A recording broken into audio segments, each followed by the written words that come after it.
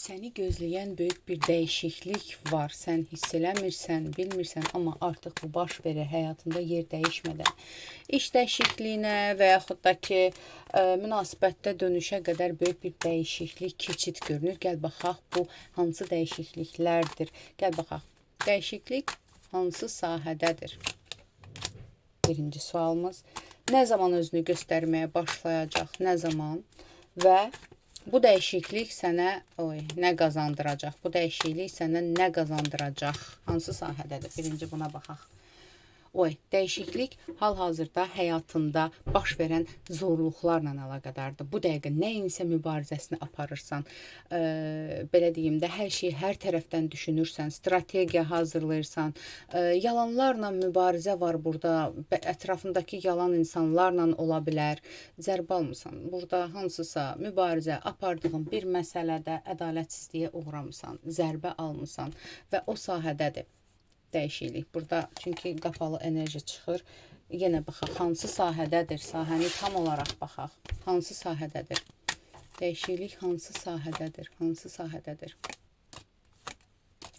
Burada iki sahədə görsənir. Burada həm münasibət, duyğusal ilişki, həm də ki, belə deyim də, maddiyyatla əlaqədardır.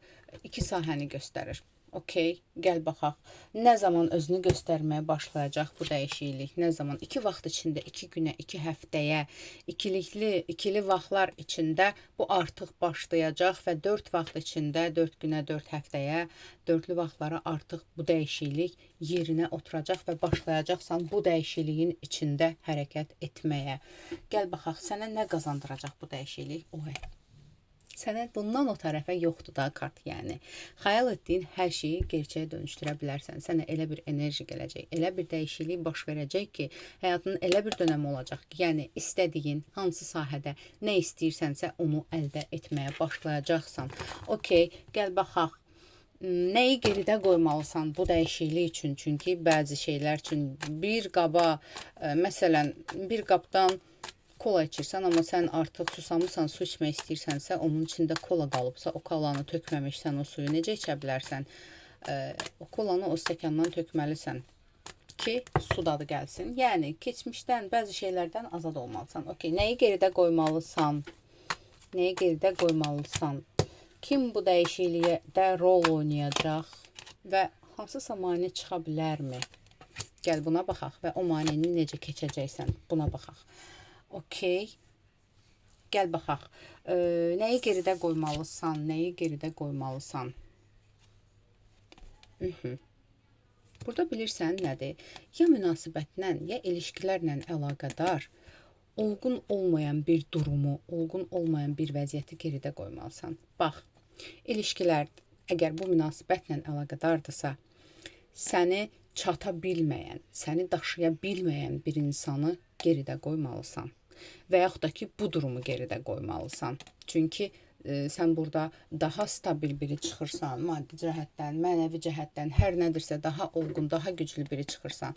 Ətrafındakı insanlarla əlaqədar da ola bilər, bu dostluqla da əlaqədar ola bilər. Bəzi insanlar var ki, belə deyim də, onlara qarşı daha qətiyyətli olmalısan. Məsələ budur ki, daha qətiyyətli, nə istədiyini, bildiyini deməlisən və bununla əlaqədar hərəkətə keçməlisən. Sözünü deməyə bacarmalısan.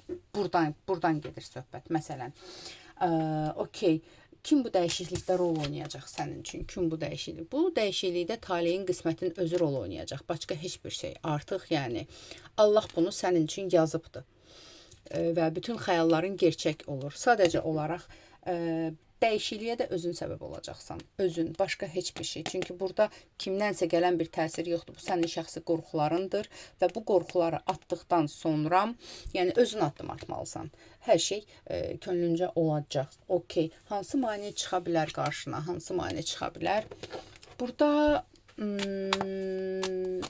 ədalətsizlik, haqsızlıq bir durum ola bilər deyir, amma burada elə bir mane yoxdur. Heç bir mane yoxdur.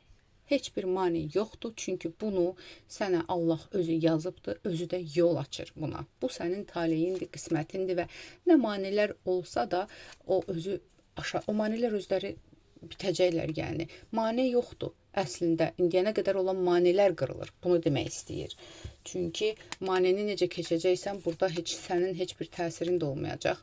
Sadəcə belə deyim də, ola bilsin ki, ətrafında məsələn dirəşmək istəyən, səni motivasiyadan salmaq istəyən insanlar ola bilər. Amma burada bir mane yoxdur. Çünki burada bax, dediqodunu yayan insanlar ola bilər və s. keçmişdən qalan hansısa bir inanclar ola bilər. Amma yəni bunu Allah yazıbsa, o maneni də özə həll edəcək inşallah. Nəticə necə olacaq? Ümumiyyətlə bu dəyişikliklərin nəticəsi sənin üçün necə olacaq? Həyatında hər şeyi balansa alacaqsan, insanlarla alma-vermə dəngəsini pozmayacaqsan artıq. Çünki burada bilirsən nəyə görürəm? Ətrafındakı insanlara daha çox vericisən, alıcı deyilsən. Bu münasibətlə də əlaqədar ola bilər. Hansı ki, məsələn, daha çox sevgi verirsən, qarşısında qırıq-qırıq, belə deyim də, qırıq-qırıq diqqət görürsən, qırıq-qırıq istək görürsən. Yəni, bu balanssızlıq bitəcək artıq. Çünki sən daha böyük işlər üçün yaranmısan, sən daha böyük xoşbəxtliklər üçün yaranmısan.